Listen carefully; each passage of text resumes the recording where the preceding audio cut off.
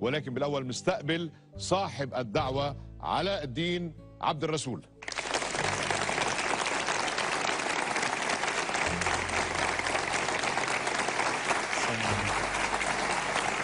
ازيك علاء؟ الله يخليك. كويس؟ الله يخليك. اهلا فيك. تفضل. اخبارك ايه يا عبد الله؟ بخير الحمد لله. بخير؟ تسلم الله يخليك. انت موجود في مصر؟ موجود في مصر. بقالك زمان؟ يعني سنة كده. إلك 5 سنوات مختلف مع اختك. تقريبا 5 سنوات. ما فيش كلام. قطيعة. ممكن حخبر المشاهدين ليه؟ لأنه علاء عنده أخت حبوبة، أخت أكبر منه ب3 سنوات، كانت تاخد بالها منه وتدير بالها عليه، تساعده، ساعدته بدراسته، ساعدته يمكن أحيانا بصحته، خطبت له بنت، يعني كانت زي أمه. بقى هي متزوجة، ذات يوم حبت تشتري قطعة أرض في السودان، قطعة أرض زراعية، في عندها النيلين هناك، النيل الأبيض والنيل الأزرق. بقى اشترت قطعة أرض والأرض تزرع، وسلمت علاء، يعني اشترت الأرض بالخفية عن زوجها وعن أي حدا تاني في العالم، ما فيش إلا علاء بيعرف. قالت له يا علاء هذه الأرض اهتم فيها. علاء اهتم بالأرض، زرعت الأرض، كان فيها محصول، كانوا يطلعوا فلوس، علاء يعطيها فلوس المحاصيل لأخته. ولكن ذات يوم مش عارف ايه اللي حصل، انه علاء احتاج فلوس، بيروح بيأجر الأرض لواحد بيستثمر الأرض. هذا المستأجر بتعرف عائشة أخته. عائشة بتزعل طبعا، بتزعل من علاء، بتقول له أنا عايزة أرجع الأرض، هو بيقول لها أنه المحصول راح تلف. المهم ما قدروا يرجعوا الأرض لأنه المستأجر رفض، في عقد بينه وبين المستأجر عمله علاء، المستأجر رفض أن يعيد الأرض إلى أصحابها. هلأ الأرض موجودة مع المستأجر إلى مدة العقد. كم مدة العقد يا علاء؟ هي 3 سنين. 3 سنين. باقي كم؟ باقي حوالي سنة كده. باقي حوالي سنة وبترجع لأختك الأرض. إن شاء الله. كبيرة الأرض؟ يعني حوالي 2 فدان تقريبا. 2 فدان. 2 فدان. شو بتزرعوا فيها؟ هي خضروات غالبا. نعم. بصل، حاجات نعم. زي كده، طماطم. نعم. يعني طيب كل موسم وموسم حسب. طيب أنت تسببت بمشاكل كبيرة لأختك، لأنه بسبب هذا الأمر زوجها لأختك طلقها، لأنه لما عرف أنه في أرض اشترتها خفية عنه بقى زعل وطلقها. أختك اجت على مصر حتى تشتغل، لأنه ساءت الأحوال هناك بعد ما أنت أجرت الأرض وكبر الخلاف. من 5 سنوات إلى اليوم ما فيش اتصال بينك وبينها؟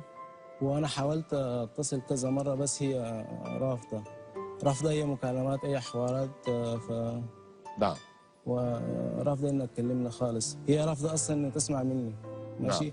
فهو اللي خلى الموضوع يكبر، انه هي ما بتسمعش الكلام مني. نعم. يعني انا لو كنت قلت القصه، حكيت لها ايه اللي حصل، ما كانش الموضوع وصل كده. بس هي كانت بتسمع من الناس من برا. نعم. بس انت ليش اجرت الارض؟ هو في السنوات الاولى كان الشغل ماشي كويس، ماشي. كان في ربح، ماشي. وساعتها ما كنتش انا لسه دخلت الجامعه. فلما دخلت الجامعه ما عادش عندك وقت. ما كانش عندي وقت، ما كانش اقدر ادير زي الاول، ماشي. في السنوات الاخيره كان كتير بيحصل انه الزراعه ما تنجحش، ماشي. فانا فكرت وقلت بدل ما انا تعب نفسي وانا اصلا ماليش وقت، انا احسن استاجرها واخد الفلوس هي جاهزه. طيب يعني عاطفيا شو بدك تقول لها؟ عدا عن تبرير وانه حتقول لها شو بدك تقول لها؟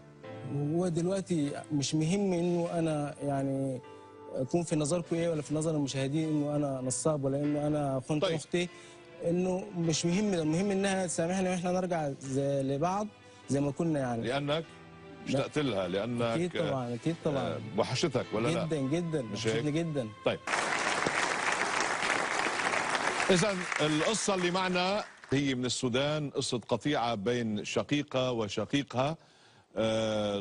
يعني عائشة هي الأخت الأكبر، وثقت بأخوها الأصغر، اشترت قطعة أرض ما حدا عرف، حتى زوجها ما كان عارف، سلمته إياها حتى يزرعها، وكان في محصول، كان في منتوج، كانوا بيستفيدوا منها وبيعطي المحصول لأخته، وكانوا سعداء بذلك إلى أن الأخ علاء يعني الشقيق الأصغر أجر الأرض إلى مستأجر آخر، والمستأجر رفض أن يرد الأرض. الأخت زعلت. الأخت هلأ مش عم تستفيد من الأرض، عقد الأجار بتنتهي مدته بعد سنة، ولكن حصل قطيعة بين عائشة وعلاء عمرها 5 سنوات. إجا علاء اليوم إلى استوديو بثقته بهالبرنامج حتى يسترجع العلاقة بينه وبين أخته اللي بحبها ومشتاق لها، وهي أكبر منه، ساعدته بكثير من الظروف، ساعدته بالدراسة، ساعدته بخطبة فتاة كان يحبها، ساعدته أيضا بالاستشفاء وإلى ما هنالك. نحن وجهنا الدعوة إلى عائشة. عائشة أصبحت في الخارج، موضوعة في مكان منعزل، بتكونوا شفتوه يمكن، ولكن هلأ بدنا ننادي على عائشة نستقبلها بهالاستوديو.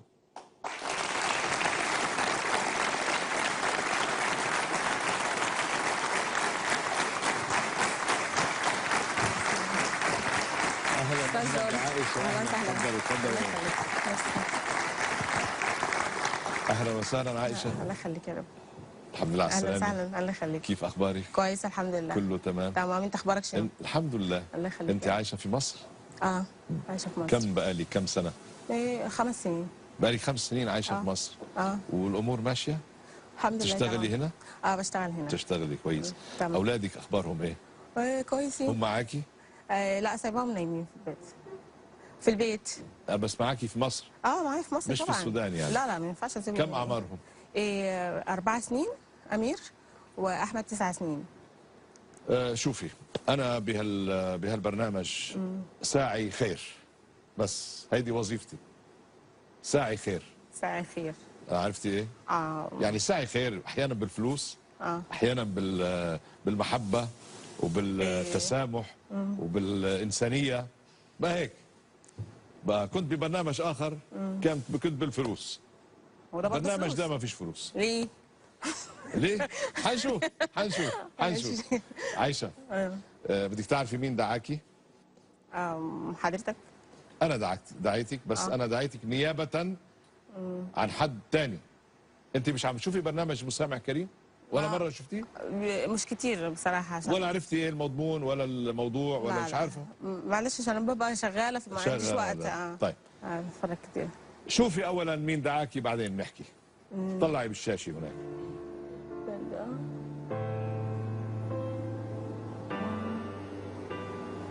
مين؟ ما عرفتي؟ علاء. بس عرفتيه ولا ما عرفتيش؟ لا عرفته طبعا. علاء. علاء. قديش إلك ما شفتيه لعلاء؟ كتير. أكثر من 5 سنوات؟ حاجة بتاعت 5 سنين. 5 سنين. هو أصغر منك ب3 سنوات. مظبوط. وأنت كنتي أخته الأكبر، وكنت تحبيه وتعطفي عليه وتساعديه بالدراسة بالخطوبة. طبعا. على فكرة اللي خطبتي له إياها البنت راحت. طبعا هي سبب المشكلة اللي بيني وبينه أصلا يعني. بعدين أنا أساسا يا أستاذ جورجي أنا جاي عشان البرنامج بتاعك. أنا بصراحة هو البرنامج بتاعي ده. لا أنا هو المسامح كريم، اسمه المسامح كريم. لا بصراحة أنا حتى لو مسامح كريم أنا مش ده يعني، مش ده اللي أنا متوقعاه يعني. أن أنا أكيد أنا كل اللي بيجوا على البرنامج ما بيتوقعوا هالشيء. لا أنا يعني أنت ما حدش كلمني يعني، ما حدش شاورني إن في علاء هيجي هنا يعني. أنا ما بكلموش، أنا مقاطعاه اساسا، انا ما بكلموش نهائي. انت مقاطعه يعني مقاطعه، ما بكلموش نهائي. صحيح. لعل هو عمله يعني. انا عرفت القصه عايشه. لا بعدين يعني انت ورايا ما كان امشي يعني. انا سبت لك السودان وجيت يعني. هو موجود في مصر؟ لا انا سبت له البلد وجيت هنا. انا مش عايزه اشوفه. لا هو اجى على مصر. معلش استاذ جورج، بقاله 5 سنوات. لا معلش مش عايزك. ما بعرف. معلش انا مش قابله ده يعني. بس اسمعي، بس هو مش هيكلمك، بس بعت لك رساله ممكن اقرا لك اياها. استاذ جورج انا جاي عشانك انت، عشان البرنامج بتاعك. انا اشكرك حبيبتي، والله اشكرك. مش جاي عشان وانا مقدر هالشيء. لا مش جاي عشان اسامح حد بقى. انا ما تسامحي يا ست. مين جبرك تسامحي؟ لا انت ما انت بتقول برنامج مسامح. هو اسمه المسامح كريم. بس الخيار للضيف. انا بحترمك. معلش، وانا مقدر مجيئك، وانا سعيد. لا معلش، وانا سعيد انك جيتي. لا معلش، مش عايزه اتكلم في الموضوع ده اصلا. طب تسمعي رساله؟ لا مش عايزه اسمع حاجه، معلش ولو لا معلش استاذ جورج، انا ولو تعذبت. لا تعذبتي وجيتي.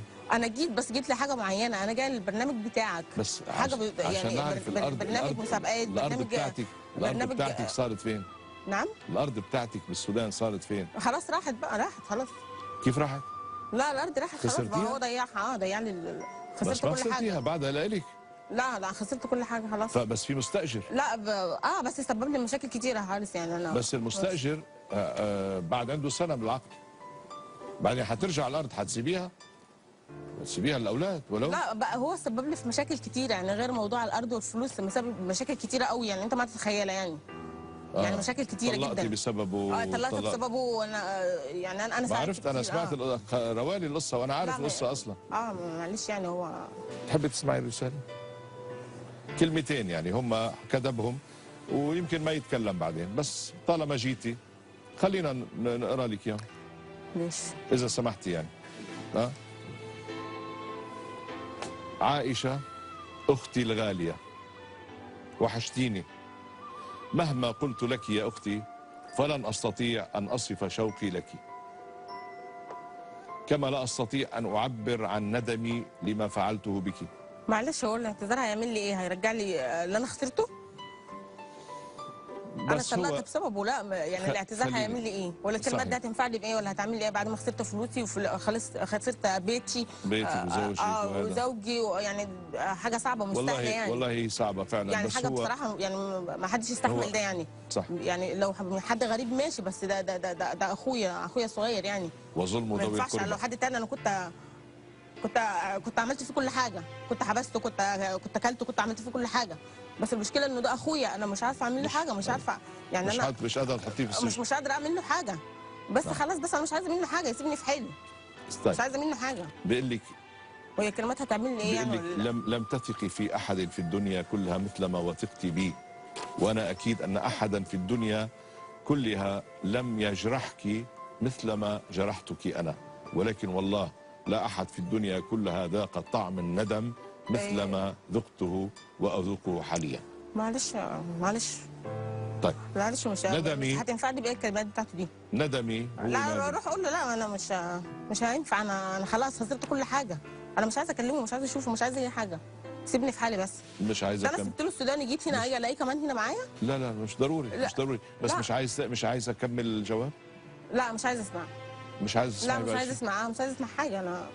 انا بص خلاص، انا قفلت منه خلاص. انا ما عنديش حد اسمه علاء ولا اخ صغير، ولا حتى لو كانت اراده الاهل انك ترجعي تصالحيه. لا معلش. انا بص خسرني كل حاجه، خسرني فلوسي وخسرني بس يعني بركي بيعوض عليك. ما فيش حاجه يعني تعوضني. بيتي انا خسرت بيتي. انا بجد مطلقه بسببه. مطلقه وعيالي ما بيشوفوش ابوهم. لا يعني حاجه مش سهله يعني بجد. يعني حاجه مش سهله عليا. هو يعني سبب لي بجرح كبير جدا. ان انا مش حابه تسمعيه شويه؟ لا مش حابه اسمعه. ولا كلمه؟ لا ولا كلمه. مش عايزه حاجه. معلش يا استاذ يقول لي انا همشي. خلاص هتمشي. لا يعني عشان تعذبتي المشوار وكده. مش مشكله. طولي بالك شويه. تعرفنا عليكي. مش مشكله. وتخضيتي شويه. بس لا انا المفروض كان يعني حاجه احلى من كده، حاجه ما هو تفرحني. مش انتوا جايين تنكدوا عليه. لا والله مش قصدنا هالقد. البرنامج شوفي، هو البرنامج هذا بشكل خاص المسامع كريم برنامج يتعاطى مع القلب. يعني انت اذا قفلتي القلب خلاص. لا انقفل خلاص. اذا قفلتي مش عايزه تسمعي فيه بقى ابدا. لا خلاص قفلت انا ابدا. انا نسيت خلاص. ما عنديش حد اسمه علاء ولا اخ. طيب حتى لو كانت رغبه الوالده ورغبه الوالد انك تسامحيه. ماما وبابا على عيني وراسي اللي هم عايزينه، بس حد يخسرني وحد يعني يسبب لي في مشاكل كتيره، مشاكل نفسيه ومشاكل مع جوزي في بيتي. بقدر اطلب منك شيء؟ دي حاجه صعبه يعني. انا بفهمك، بس بقدر اطلب منك شيء؟ عايز اتفضل. عايز انك تسمعيه بس ما تجاوبي عليه وتمشي. بس خلي لمره واحده يقول لك اللي عنده. انت اخته الاكبر مش هيك؟ هو لو كان حاطط ان انا اخته الاكبر ولو كنت اهمه ما كانش عمل فيها اللي عمله ده. عايشه ام احمد اسمعي وقولي له مع السلامه بس. طيب مع السلامه. ممكن تفضل. علاء معك يمكن شي دقيقه تحكي فيها كل اللي عايز تقوله، لانه انا واثق انه عائشه مش حتسمع لك بقى، بس قولها اللي بدك تقوله اختصر. تفضل. ازيك يا اختي؟ مش عم نسمعك. انا علي مشتاق لك صوتك. كثير والله، وانا جيت هنا ما عشان انت تسيب البلد. انت لو عايز انا ارجع دلوقتي ارجع السودان ماشي، بس انا جابتني هنا حاجه واحده، انه اذا انا غلطت او اذا انت نسيتي انه انا اخوك، بس الدم ده ما بيغلط وما بينسى، ومهما حصل في النهايه انا اخوك وهبقى اخوك. لا خلاص، انت لو كنت عارف ان انا اختك وكنت يعني ما كنتش عملت اللي انت عملته. معلش ما كنتش رحت بعت الارض من ورايا وسببت لي في مشاكل، يعني ما ينفعش. انت خسرتني كل حاجه، ده تعبي وشقايا، شقى عمري، ده انا بعت ذهبي وفلوسي كلها حطيتها عندك. انا امنتك حاجه المفروض على الاقل كنت استشرتني. قول لي انا عايزه ابيع، انا عندي ظرف، انا كنت اتصرفت سلفت لك فلوس ولا حاجه، تروح تضيع لي الارض. انا ما غلطتك انه انا غلطان ماشي، وانا متاسف جدا جدا جدا على الحاجه اللي حصلت. اسفك ده هيفيدني بايه يعني؟ هيرجع لي جوزي، هيرجع لي هرجع لعيالي ابوه. طب انت خسرتي انا خسرت كل حاجه. بيتك ماشي، خسرت بيتي، انا خسرت بيتي. يعني اللي انت عملته ما حدش يعمله. معلش برضك. لا معلش هتعمل لي ايه يعني؟ معلش ايه؟ برضك انت اختي، عمل ايه يعني؟ قولي لي عمل ايه؟ سيبني في حالي بس. لا ما ينفعش اسيبك ازاي؟ لا سيبني في حالي يعني. لا ما ينفعش اسيبك ازاي علاء يعني؟ معك صوره انت فرجيني. معلش سيبني في حالي، مش هينفع. انت فاكره الصوره دي؟ اقعد.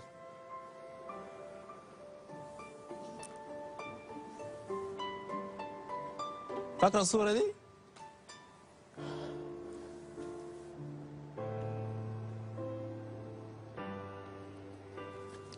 اي واحد علاء؟ هو هون؟ المخ تغير. تغير تماما. انت وين؟ كان صغير. ولا هنا؟ لا اللي هنا. انت هنا. كنت اسمن؟ خليها معك. قل لك شيء هالصوره؟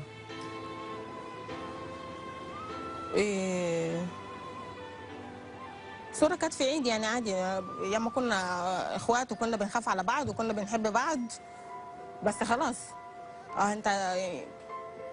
انت نسيتي خلاص الحاجات اللي كانت بيناتنا، الحاجات الحلوه. بزعل قوي. الذكريات الحلوه اللي كانت بيناتنا.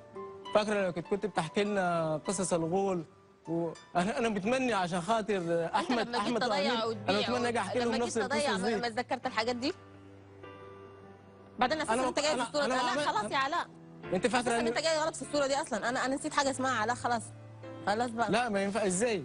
خلاص يا علاء. الدم عمره ما يبقى ميه يعني. ازاي؟ اتفضل. الضفر ما بيطلعش من اللحم ازاي يعني؟ بليز.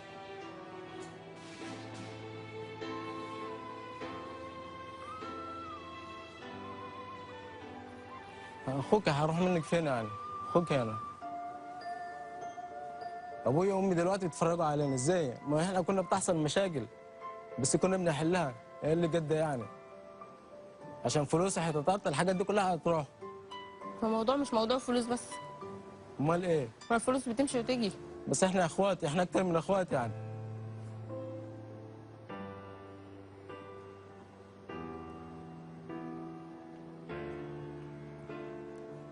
انا بترجاك وانا بتاسف يعني من كل قلبي يعني.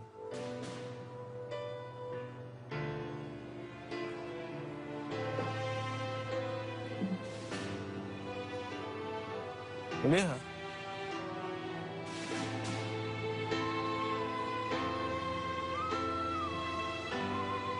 قرار عندك.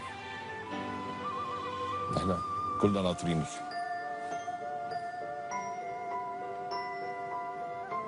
ماشي استاذ يوسف. مش سامع. ماشي عشان خاطرك بس انت وعشان خاطر الناس اللي قاعده دي. وانا مقدره بس جايتك من هناك لغايه مصر عشان ده، بس انا هسامحك. هتسامحي؟ انا هسامحك. بقول لك سامحته عايشه. اقعد انت.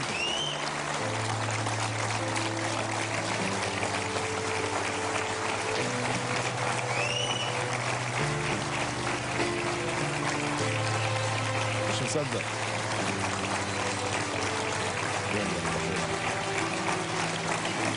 نقف بالنص. تفضل يا عيني، تفضل يا عيني. تعال عمر، خليك عندك. تعالي بالنص. تعال هنا.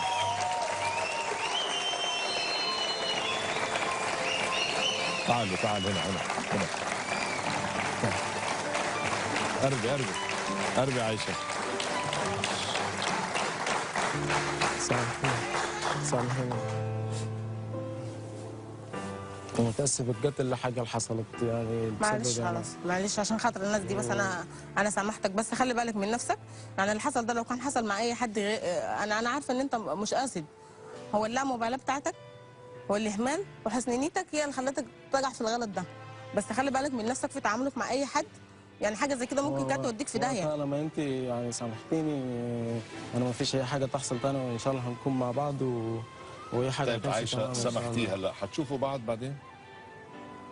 حتخرجوا سوا مع بعض؟ مش ان شاء الله. ان شاء الله. ان شاء الله. اكيد. انا أكيد. مبروك. ارتحت شوي، كان متوتر. عايشه مبروك يا حبيبتي. تفضل. تعالي هلا انتوا بتطلعوا سوا مع بعض. شكرا. خذوا الصوره. علاء خذ الصوره. يلا مع السلامه.